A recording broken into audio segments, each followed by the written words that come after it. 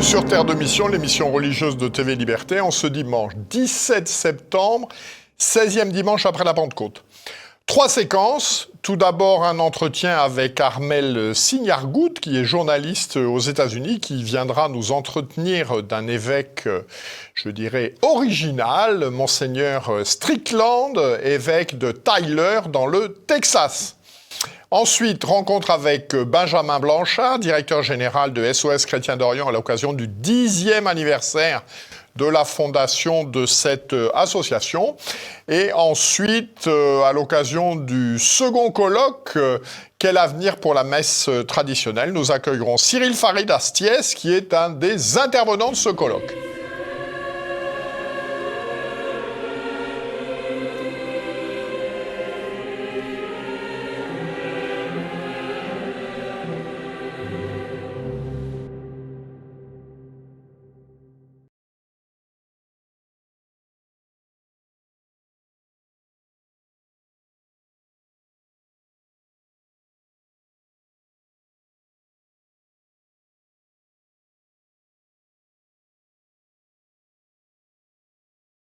Bonjour madame.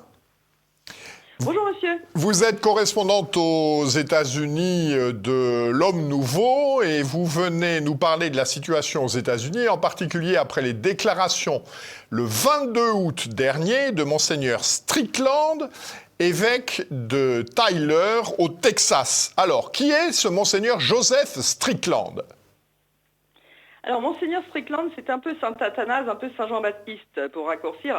Sur près de 300 évêques américains en activité, c'est le seul vraiment qui résiste de façon nette à la confusion générale, à la mollesse doctrinale, si on peut dire, ambiante. Hein. En même temps, c'est un homme qui se définit comme un simple guy, c'est-à-dire un type de base. Il n'est pas expert en théologie, il a 64 ans. Il dirige un diocèse à l'est du Texas, à Tyler, comme vous l'avez souligné, du côté de Dallas. Diocèse créé en 86 par Jean-Paul II, qu'il admire beaucoup. Monseigneur Strickland, il a grandi dans une ferme, dans la même région, pas loin, 6e de 7 enfants, au milieu des vaches, des chevaux, des poules. Donc ça lui a donné un enracinement dans la réalité, hein, un attachement à la loi naturelle et à la loi de Dieu, forcément, puisque tout est lié. Donc en 86, quand le diocèse de Tyler est créé, il sort juste de 8 ans de séminaire. Il est le plus jeune prêtre. Il va étudier le droit canon. Surtout, il va devenir recteur de la cathédrale pendant 16 ans. Ça va lui donner un contact constant avec les 3 premiers évêques de Tyler. Et donc, lui, il devient naturellement le suivant en 2012. Ça va faire donc 11 ans, en novembre, que Monseigneur Strickland est évêque de Tyler. C'est un simple prêtre qui est devenu évêque. Hein. Il aime le Christ, il passe au moins 1 heure ou 2 en adoration chaque matin avant sa messe. Il aime l'Église, qui est l'épouse du Christ. Voilà, en 2 mots.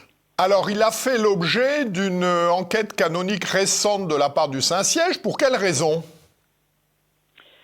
Oui, alors, une visite apostolique a eu lieu que rien ne semble justifier. En fait, le diocèse de Tyler est assez petit, 52 paroisses, 120 000 catholiques. Mais c'est l'un des rares aux États-Unis qui attire beaucoup de vocations, où il y a encore chaque année plusieurs ordinations, où les catholiques vont nombreux à la messe. Pour vous donner une idée, plus de 400 familles ont déménagé récemment d'un peu partout pour s'installer à Tyler. C'est un centre d'orthodoxie catholique qui attire les foules. Le diocèse est fructueux, les finances sont en ordre, pas de scandale sexuel ou autre. Mais Monseigneur Strickland n'hésite pas à dire les choses clairement. Il prend au sérieux son rôle d'évêque, il est très actif dans la défense des enfants à naître. Il est très actif aussi dans la défense du mariage sacramentel entre un homme et une femme, dans la défense de la Sainte Eucharistie, et aussi il défend la messe traditionnelle. Une petite anecdote révélatrice, en 2018, quand l'Assemblée des évêques s'est réunie à Baltimore, il s'était levé, il avait demandé à ses pairs, les autres évêques, s'ils croyaient vraiment, comme l'enseigne le catéchisme, que l'acte homosexuel est intrinsèquement désordonné, oui ou non. Juste après, à la demande de ses ouailles, il était dans la rue en train de prier le chapelet à genoux dans une rue pavée, le seul évêque à prier publiquement ce jour-là. Et avec tout ce qui se passe au Vatican, il a eu l'audace de lancer un tweet en mai dernier. Il a dit « Il est temps pour moi de dire que je rejette le programme, sous-entendu le programme de François, de saper le dépôt de la foi. » C'est-à-dire tout ce que l'Église enseigne depuis les apôtres. Donc là, évidemment, après ça, son sort est scellé. Mais par la grâce de Dieu, il est toujours là. Et comme il dit d'ailleurs, s'il voulait m'envoyer dans un petit coin perdu, j'y suis déjà. Un peu comme Monseigneur Schneider au fin fond du Kazakhstan. Alors, comment ont réagi les fidèles à cette visite ? Alors, les catholiques de Tyler, ils ont vraiment compris. Ils ont envoyé une lettre au nonce apostolique à Washington, Christophe Pierre, pour dire que leur évêque était irréprochable, qu'ils étaient très étonnés, car d'autres diocèses où la corruption et les scandales abondent n'ont reçu aucune visite apostolique, alors que dans bien des cas, une enquête serait amplement méritée dans ces diocèses-là. Donc ces fidèles de Tyler, ils demandent au nonce apostolique de dire à François qu'ils tiennent beaucoup à garder leur évêque, leur berger, qui, comme dit François, sait si bien sentir l'odeur de ses moutons. Alors, le 22 août dernier, nous l'avons dit, Monseigneur Strickland a fait une déclaration à propos, en particulier, du synode. Qu'y avait-il dans ce texte et à qui était-il destiné ? Alors, Monseigneur Strickland, il voit venir à l'horizon, à l'intérieur même de l'Église, des changements graves qui pourraient ébranler la foi des fidèles. Il veut les avertir. Il a écrit 2 lettres pastorales, une en août, une en septembre, pour préparer les âmes aux innovations qui pourraient être introduites à l'occasion du fameux synode le mois prochain. Donc son message, c'est très simple et c'est très clair. C'est 7 vérités qu'il rappelle. Premièrement, l'Église catholique est la seule qui mène au salut. Deuxièmement, il est nécessaire d'être en état de grâce pour recevoir la Sainte Eucharistie. Troisièmement, le sacrement de mariage est de nature divine et ne peut donc en aucun cas être redéfini. Quatrièmement, l'être humain est créé à l'image et à la ressemblance de Dieu, ce qui interdit le rejet de la réalité biologique. Un garçon est un garçon, une fille est une fille. Cinquièmement, toute activité sexuelle hors mariage sacramentel est complètement immorale et l'Église ne peut en aucun cas bénir ce genre d'union. Sixièmement, la croyance selon laquelle tous seront sauvés, quelle que soit leur façon de vivre, est un mensonge dangereux. Et enfin, septièmement, il est nécessaire pour chacun d'accepter ses souffrances si l'on veut suivre le Christ, qui a souffert et qui est mort pour nous sauver. Voilà. Donc, Monseigneur Strickland dit « Attention, accrochez-vous à ces vérités-là, regardez vers le ciel et attendez-vous à ce que les catholiques qui refusent les changements en cours soient traités de schismatiques. » Et son message s'adresse à tout le monde. Alors, comment Monseigneur Strickland est-il conseiller au sein de la Conférence des évêques des États-Unis et qu'est-ce que ce que vous venez de nous dire évoque sur les relations du pape François avec l'épiscopat américain ? Comme un peu partout ailleurs dans l'Église, il y a les évêques qui sont prêts à être persécutés, voire martyrisés. Et puis, il y a tous les autres qui attendent tranquillement d'avoir 75 ans et de pouvoir prendre leur retraite sans souci. Donc, Monseigneur Strickland, c'est clair, il fait partie des premiers. Il est de plus en plus isolé, mais il se dit en paix. Il passe beaucoup de temps à prier. Il a une grande dévotion à la Sainte Vierge Marie et aussi au Sacré-Cœur depuis son enfance. Il dit ça n'a rien à voir avec moi. Dieu choisit les plus faibles pour être ses disciples. Donc lui, il considère sa mission comme de donner l'exemple et de dire les choses clairement. Et il tire toute sa force de son intimité avec le Christ. Et il donne beaucoup d'espérance à beaucoup de gens. Souhaitez-vous nous rajouter quelque chose sur la situation générale de l'Église américaine aujourd'hui ? Elle est en développement, en croissance, en crise, en doute ? Oui, ce qui est clair, c'est que la messe traditionnelle se développe de plus en plus ici. Là, on va avoir un pèlerinage dans l'État de New York qui va commencer le 29 septembre, qui va durer 3 jours, un pèlerinage type Paris-Chartres. Là. Et donc, on a 2 fois plus de pèlerins cette année qu'il y a quelques années. Donc ça, c'est clair que l'Église s'accroche à la tradition et c'est là qu'on voit beaucoup de fruits. Bien, eh bien, je vous remercie de ce témoignage et puis je crois que nos auditeurs et téléspectateurs français seront heureux d'avoir fait connaissance, grâce à vous, avec Monseigneur Strickland.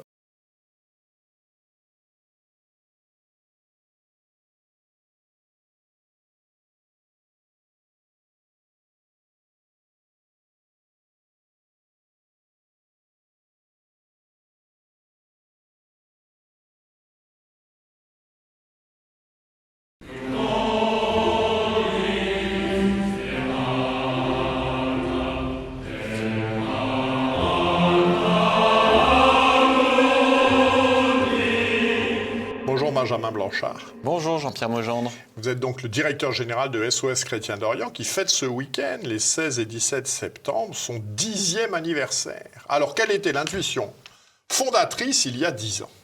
Alors en fait, dès le début, avec Charles de Beyer, nous avons eu cette intuition qu'il fallait aider les chrétiens à rester sur la terre de leur père, à pouvoir rester dans leur patrie s'ils le souhaitaient.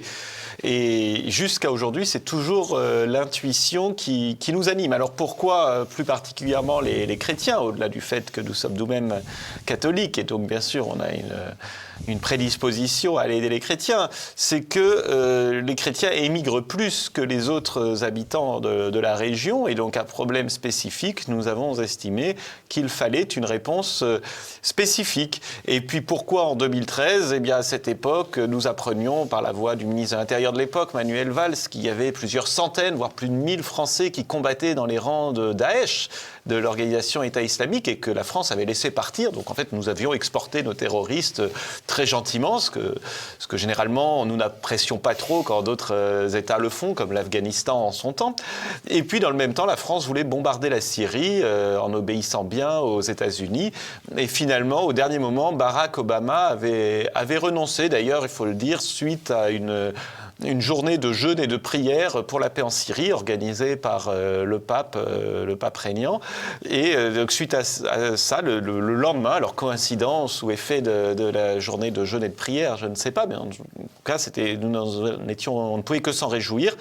Que le président américain renonce au dernier moment à bombarder. Et donc, nous étions dit que c'était un peu malheureux que la France n'ait comme action dans la région que d'un côté de vouloir envoyer des bombes et de l'autre côté de laisser partir des terroristes. Alors, comment a évolué la situation des chrétiens d'Orient ces 10 dernières années ? Alors, nous sommes passés par des phases très difficiles, avec bien sûr l'organisation État islamique qui, à un moment, a occupé la moitié de l'Irak et la moitié de la Syrie, donc qui avait conquis un immense territoire, avec bien sûr des persécutions abominables, bien sûr contre les chrétiens, mais pas seulement, contre tous les musulmans qui ne faisaient pas partie de la branche majoritaire, et puis également contre les païens comme les yazidis. Donc il y avait eu des moments absolument terrible. Aujourd'hui, d'un point de vue sécuritaire, la situation est bien meilleure, sauf en Arménie, mais ça c'est un cas à part, nous pourrons y revenir. Donc la situation est bien meilleure d'un point de vue sécuritaire, on ne peut pas en dire autant d'un point de vue économique, et ce qui fait que l'émigration ne s'est pas forcément ralentie, en tout cas en Syrie et au Liban. Au contraire, elle s'est peut-être accentuée parce que la situation est pire maintenant en Syrie, par exemple, que pendant la guerre.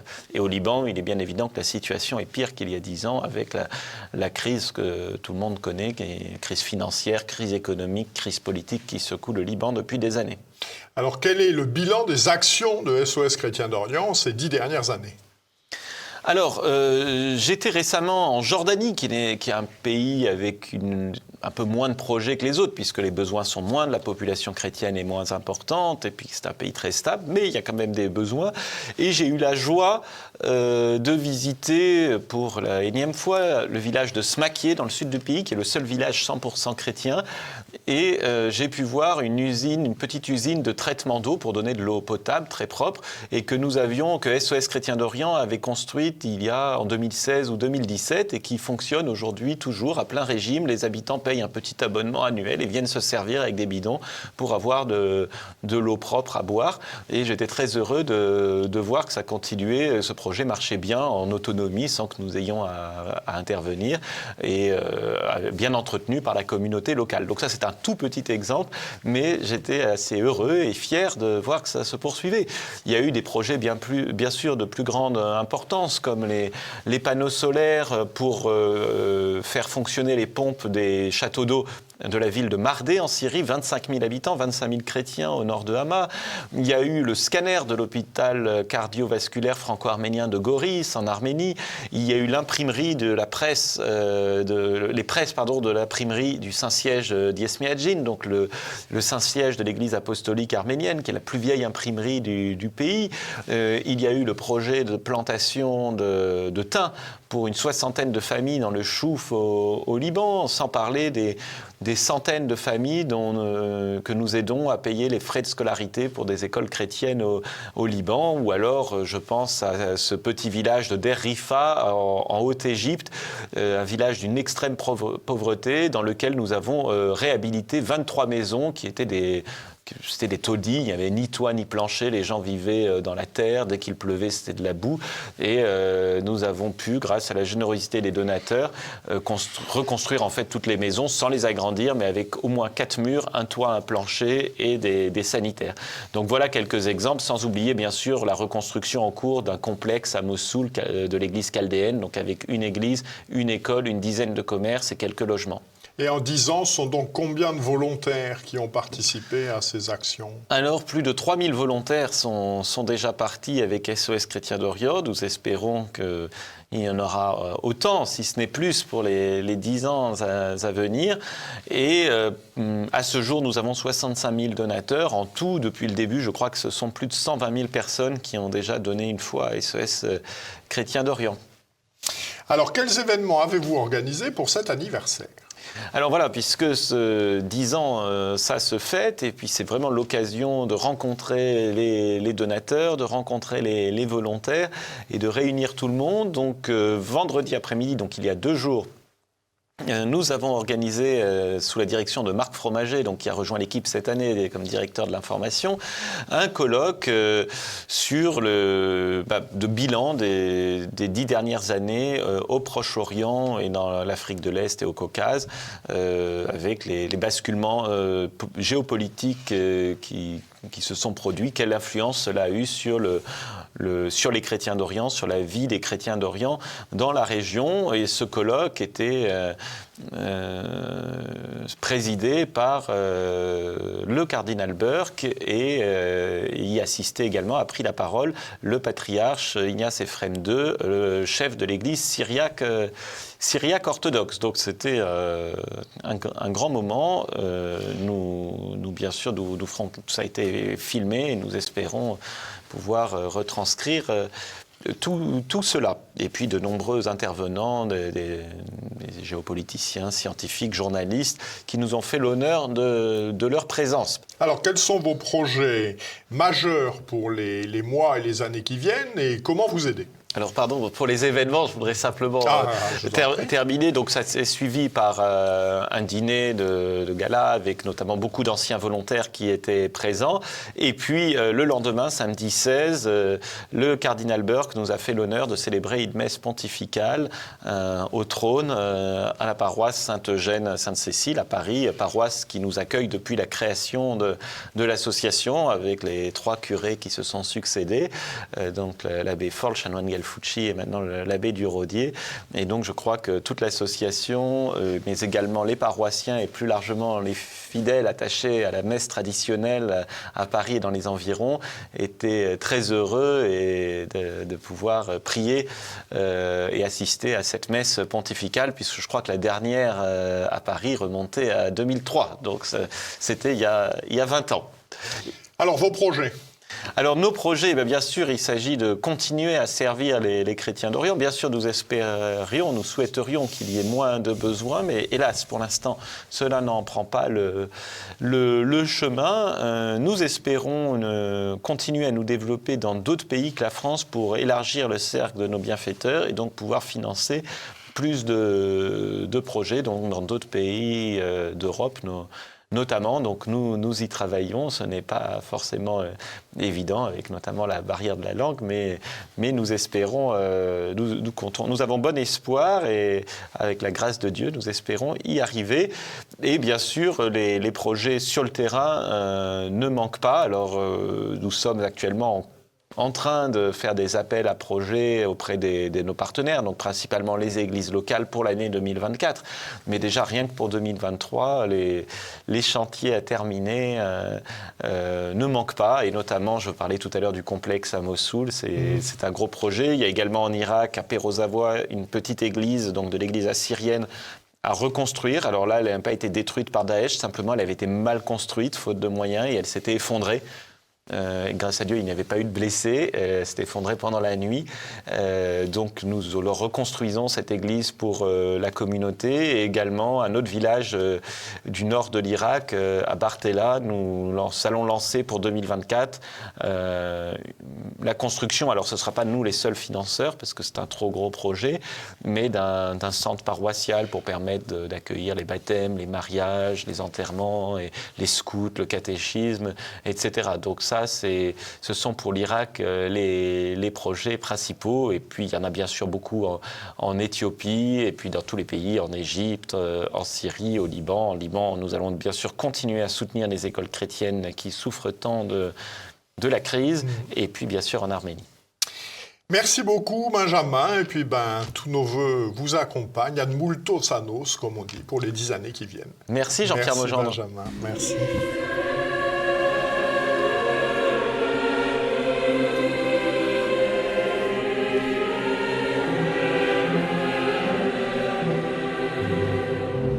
Bonjour Cyril Farel-Astiès. Vous êtes un des intervenants du second colloque « Quel avenir pour la messe traditionnelle » qui aura lieu le 23 septembre à la Maison de la Chimie. Vous intervenez sur un bref examen critique en attente de réponse. Alors quel bilan, car vous y étiez déjà, avez-vous tiré du colloque qui a eu lieu l'an dernier et un compte-rendu est-il disponible ? Bien, écoutez, je crois que le colloque, cher Jean-Pierre, s'était très bien passé l'an dernier. Ça avait même été probablement une surprise un petit peu pour tout le monde. La fréquentation avait vraiment été au rendez-vous. Je crois que à la fois les intervenants et les participants ont été très heureux de cette journée, à la fois du point de vue intellectuel pour les échanges qui ont eu lieu, mais aussi pour ce rendez-vous d'amitié à la rentrée, un petit peu, qui rassemble largement la famille des catholiques de tradition à Paris. Et je pense que c'est ce qui explique ce succès, le fait que cette année, on peut attendre une nouvelle belle édition pour ce colloque. Voilà. Alors, la situation a-t-elle évolué depuis un an ? Et puis, pourquoi un second colloque ? Alors, juste, je me permets, pour ceux qui n'auraient pas assisté l'an dernier au colloque, de rappeler que les actes sont encore disponibles. Ils ont été publiés aux éditions Contretemps et ils sont disponibles avec l'ensemble des échanges de cette journée de 2022. Pourquoi refaire un colloque cette année ? Je pense que d'abord la question de la liturgie est une question très vaste. C'est un sujet, on l'a vu, d'actualité, on l'a vu encore avec les différents pèlerinages dans le monde entier, les pèlerinages de tradition, qui non seulement celui qu'on connaît bien, le pèlerinage de Chartres est un succès chaque année qui ne se dément pas, mais également ailleurs, en Europe, en Amérique. On sent que l'attirance pour la liturgie traditionnelle, finalement, malgré les textes douloureux de 2021 du pape François, la liturgie traditionnelle continue à attirer, elle rayonne, elle progresse, parce qu'elle a une vigueur propre qui répond aux attentes des hommes de ce temps, comme on disait à l'époque du Concile. Alors, comment éviter le risque sur le même sujet, en faisant un colloque tous les ans, de ne pas se répéter ? Écoutez, je crois que la liturgie, vraiment, c'est un sujet très très vaste. Je crois que les axes d'études, les échanges qu'on peut avoir sur la question, les regards sont très très diverses. La liturgie qui nourrit notre âme et qui finalement sera aussi notre occupation principale au ciel, est quelque chose d'infini. C'est un sujet de contemplation d'abord, et donc en tant que tel, je crois qu'on pourrait faire un colloque par mois, il y aurait toujours quelque chose à dire, et même davantage. Évidemment, il faut essayer de varier les thèmes, donc ce ne sont pas les mêmes sujets de conférence, c'est pas du tout la même thématique centrale. L'an dernier, on était vraiment juste après l'effet, le coup de tonnerre de Traditionis Custodes. Cette année, un peu d'eau a coulé sous les ponts. On va s'intéresser aussi à des questions de fond, finalement. Vous voyez, vous parliez du bref examen critique. On revient sur des questions plus anciennes. Il va y avoir des témoignages alors aussi voilà, quel de est le conversion. programme ? Alors, je ne sais pas s'il faut être exhaustif, mais Le programme sera assez varié, on peut quand même essayer de le brosser un petit peu. À partir de 10h, donc l'accueil aura lieu à 9h30 à la Maison de la Chimie, comme l'an dernier. À 10h, le père Danziec, bien connu, commencera la journée en introduisant les réflexions sur l'acte de religion, la messe comme acte de religion par excellence, ce qui est quelque chose de très perdu de vue par nos contemporains, je pense. Enfin, je parle des chrétiens, des catholiques encore pratiquants. Ensuite, nous aborderons justement le bref examen critique, ce texte fondateur qui a marqué le début du grand refus, comme le disait l'abbé Barthes. Il y aura ensuite... Donc un texte écrit par les cardinaux Ottaviani et Bacci en 1969. Et quelques théologiens, voilà. Quelques pointures de l'époque, qui est vraiment le texte fondateur au niveau théologique de la réflexion sur la liturgie réformée. Il y aura ensuite une table ronde, enfin pas une table ronde, mais une présentation par Philippe Darentière de l'association Lex Orandi de la situation de la messe traditionnelle dans les diocèses. Voilà un point de situation actuellement sous le pontificat du pape François et des différents textes que nous connaissons. Après un petit temps qui permettra d'aller à la rencontre des stands et de déjeuner, reprise avec une conférence de Jean-Pierre Maugendre, que vous connaissez peut-être, sur un hommage à Jean Madiran, personnalité éminente, bien connue, mais peut-être mal connue aussi, grand combattant. Donc c'est le 10e anniversaire du rappel à Dieu, ça, voilà, en juillet 2013. Et qui a vraiment été un grand combattant de la foi catholique et puis aussi de l'identité française. Ensuite, à 14h45, Adrien Renoir animera une table ronde intitulée « Foi et identité ». Suivra une autre table ronde, enfin il y aura une pause d'une bonne demi-heure, je crois, pour à nouveau échanger, aller à la rencontre de certains auteurs et des stands et des associations présentes. Une table ronde très intéressante, je pense, compte tenu des profils qui seront présents, mais je laisse un peu de surprise, consacrée à une thématique « J'ai été converti par la liturgie traditionnelle ». Voilà. On reproche parfois au monde traditionnel d'être un petit peu un entre-soi. En réalité, je crois que quand on le connaît de l'intérieur, c'est tout à fait faux. Il y a des apports considérables et permanents qui viennent d'ailleurs, d'un petit peu partout. Et cette table ronde permettra de faire un petit éclairage sur ce point particulier.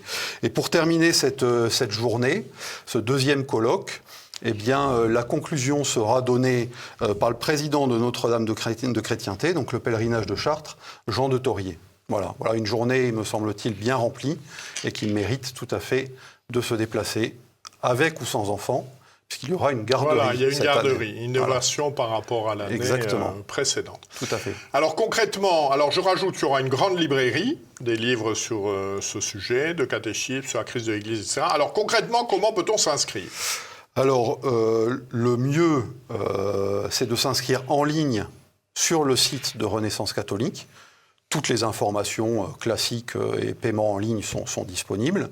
Éventuellement, pour ceux qui ne seraient vraiment pas familiers avec la chose, ils peuvent s'inscrire au dernier moment, mais au risque de... Voilà. Non, il y aura de la place, je pense. Il y aura de la place, si jamais on fera ouvrir... la tribune. Mais il est préférable, pour des questions aussi d'organisation, de s'inscrire à l'avance. Voilà, c'est toujours mieux pour les organisateurs. Merci beaucoup. Donc, nous espérons accueillir nombreux parmi nos téléspectateurs. Et puis, donc, nous nous reverrons donc le 23 septembre. Merci, à très bientôt. Merci.